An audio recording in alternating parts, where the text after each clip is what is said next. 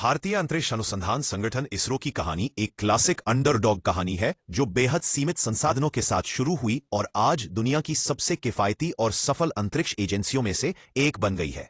1962 में दूरदर्शी वैज्ञानिक डॉक्टर बिल मॉडा से जानती है विक्रम साराभाई ने भारत सरकार को इस बात के लिए राजी किया कि एक विकासशील देश को भी अंतरिक्ष कार्यक्रम की आवश्यकता है। पहला कार्यालय कार्यक्रम की शुरुआत केरल के थुम्बा में, वास्तव में एक चर्च गिरजाघर के अंदर हुई थी।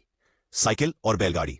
यह किस्सा बहुत मशहूर है कि रॉकेट के हिस्सों को साइकिल पर और उपग्रह के पुर्जों को बैलगाड़ियों पर ले जाया जाता था क्योंकि उस समय आधुनिक परिवहन के साधन नहीं थे। पहला प्रक्षेपण 1963 में भारत ने अपना पहला साउंडिंग रॉकेट लॉन्च किया, जो एक छोटा कदम था लेकिन इसने बड़े इरादों का संकेत दे दिया था।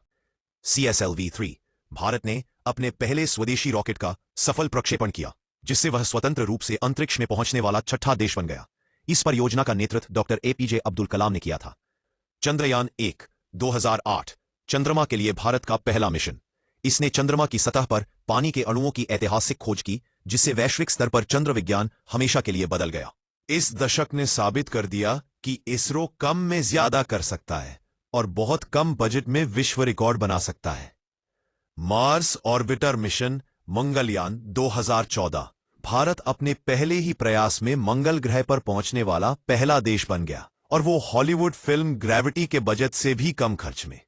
इसरो ने एक ही रॉकेट से 104 उपग्रह लॉन्च करके उस समय का विश्व रिकॉर्ड बनाया।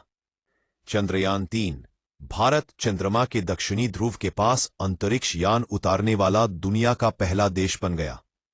इसरो एक मछली पकड़ने वाले गांव में काम करने वाले वैज्ञानिकों के समूह से बदलकर एक ऐसे पावर हाउस में तब्दील हो गया है जो अब अन्य देशों को उनके उपग्रह लॉन्च करने में मदद करता है। इसरो हमें सिखाता है कि संसाधनों की कमी होने पर भी इच्छा शक्ति और बुद्धिमानी से काम बन सकता है। चाहे साइकिल पर रॉकेट ले जाना हो या चंद्रमा के अंधेरे हिस्से पर उतरना हो, जज्बा हमेशा यही रहता है, हम रास्ता खोज लेंगे या हम नया रास्ता बना लेंगे।